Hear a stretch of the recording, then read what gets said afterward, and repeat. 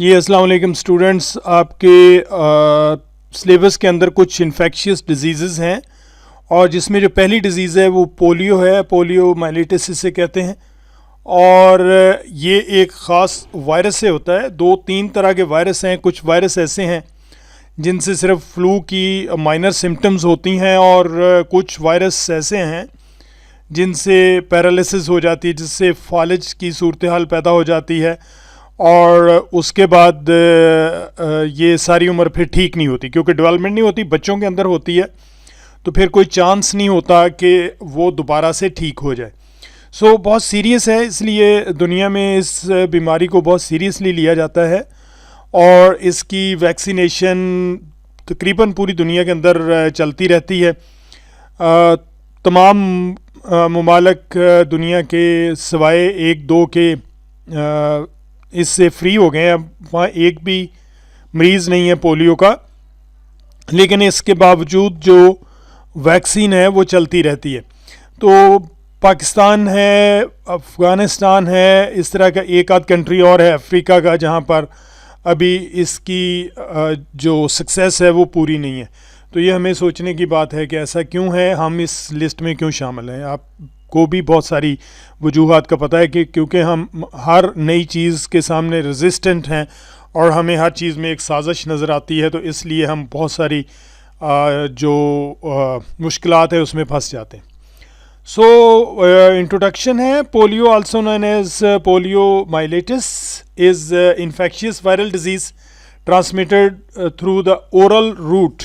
चीज़ों को खाने पीने से, पानी पीने से या कंटेमिनेटर का मतलब होता है जिससे किसी चीज़ के अंदर वायरस या बैक्टीरिया हो, तो उनको खाने से या पानी पीने से ये बीमारी हो जाती है। हम हाथ प्रॉपरली अगर नहीं धोते, स्टूडेंट्स अभी एक बात और याद रखिएगा कि जब हम हाथ धोने की या सफाई की बात करते हैं, इसका मतलब ये नहीं कि आप केमिकल लगाते रहें और सेफ गार्ड जैसे साबुन और डिटोल से बार बार, ऐसी ज़रूरत नहीं है। सिंपली आप सिंपल सोप यूज़ करें और सिंपली अगर आप हाथ वॉश करेंगे तो नेचुरली जो आपका हाथ हैं या जिस्म है वो साफ़ हो जाता है। तो अल्लाह ताला ने ऐसा सिस्टम रखा हुआ है कि इसके लिए बहुत ज़्यादा केमिकल्स की ज़रूरत नहीं होती, जिस्म अपने आप को ख़ुद भी साफ़ करता है।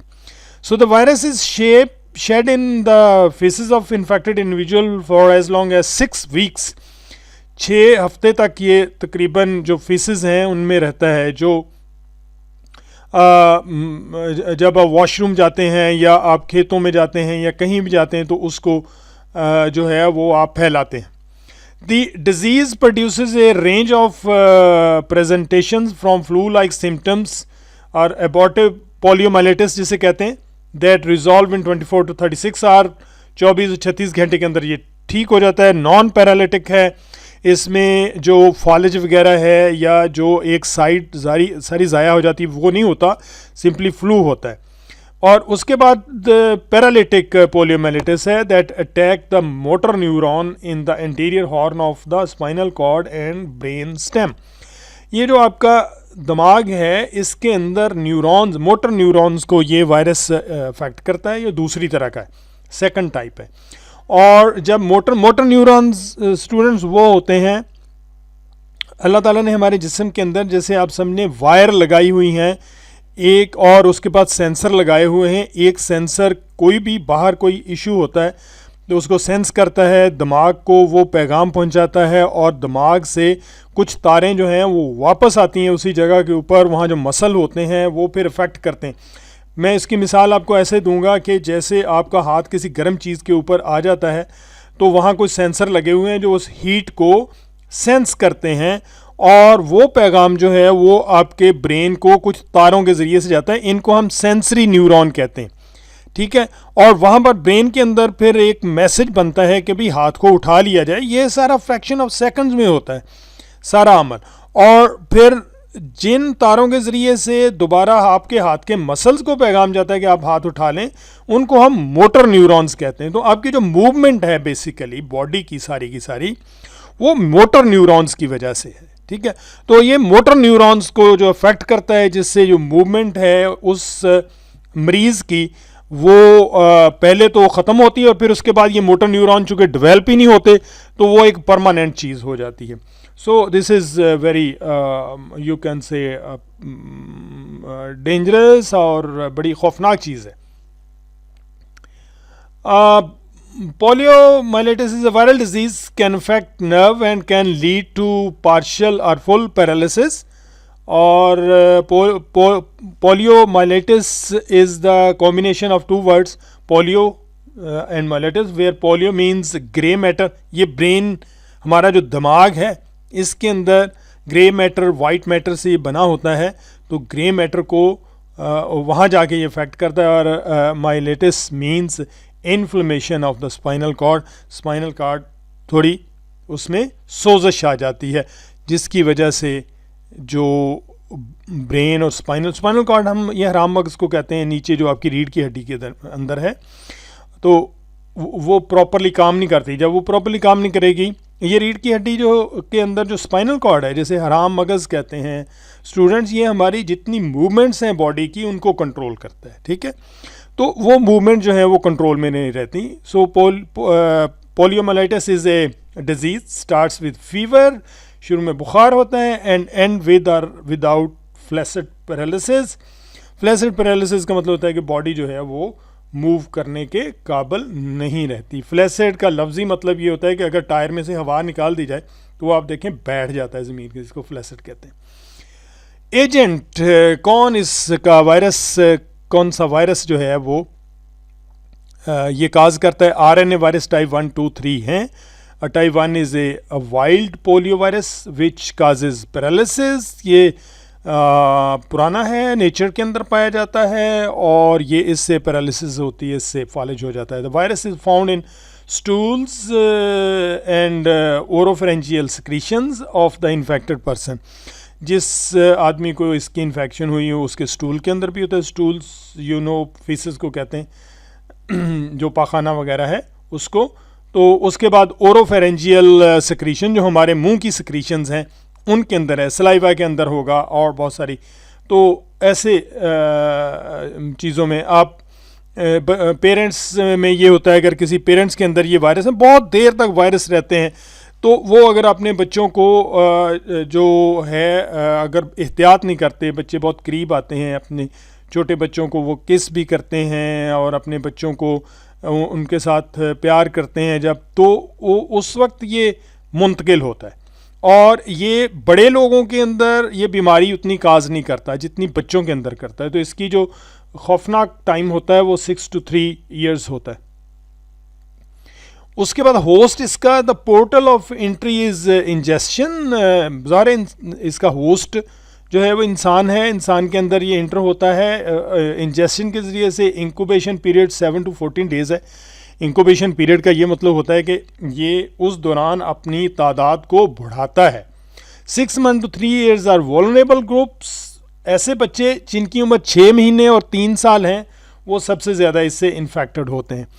और साइंस और सिम्टम्स इसमें हमने पहले पढ़ भी ली हैं. Non paralytic polio infection develop flu like symptoms that consist of fever, sore throat है, गला ख़राब होता है, हेडेक होती है, एंड मैलेज एंड मसल स्टिफनेस, थोड़ी फटीग है, थकन है, कमर में पेन है. although in some cases there is severe muscle aches, muscles के अंदर शदीद दर्द होता है, एंड स्पैम्स, झटके भी लगते हैं, लॉस ऑफ रिफ्लेक्सेस, इंसान को पता नहीं लगता कि क्या हो रहा है. फ्लैसिड पैरालिसिस हो जाती है जबकि जिस्म जो है वो बिल्कुल काम करने के छोड़ देता है. In some individuals the paralysis may occur very quickly within a few hours after infection, and sometimes the paralysis is only on one side of the body, एक साइड के ऊपर होती है. Post polio syndrome describes symptoms that develop in patients about 30 to 40 years after an acute polio illness. The post polio syndrome symptoms include muscle pain, spondylosis, and secondary nerve root or peripheral nerve compression. इसमें यह कि आपकी spinal cord जो है वो काम करना छोड़ देती है, आपके मसल में शदीद पेन होती है, और आपका जिस्म जो है वो जैसे जैसे उम्र बढ़ती है तो ज़्यादा कमज़ोर हो जाता है. Slowly progressive muscle weakness or any muscle including the eye muscles and sometimes termed bulbar polio, generalized fatigue and cold intolerance may occur. बाज़ का आपको सर्दी बर्दाश्त नहीं होती, बहुत ज़्यादा फटीग होती है.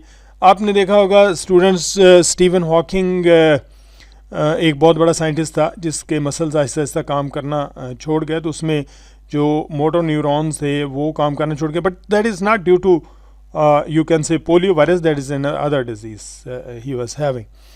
ये कुछ पिक्चर्स हैं, आप देखिए किस कदर खौफनाक है. इसीलिए गवर्नमेंट इतना ज़ोर देती है और WHO इतना ज़ोर देती है कि इससे बचें. और अगर दुनिया के अंदर एरेडिकेट हो गया, अगर हम वायरस की मिकदार को कम कर देंगे, ऐसा ऐसा मरीज़ ख़त्म हो जाएंगे, तो ऑटोमेटिकली वायरस जो है वो ख़त्म हो जाएगा. लोग इसलिए इतना कंसर्न है कि जहाँ भी अगर वायरस होगा तो वहाँ से पूरी दुनिया के अंदर दोबारा से फैल सकता है.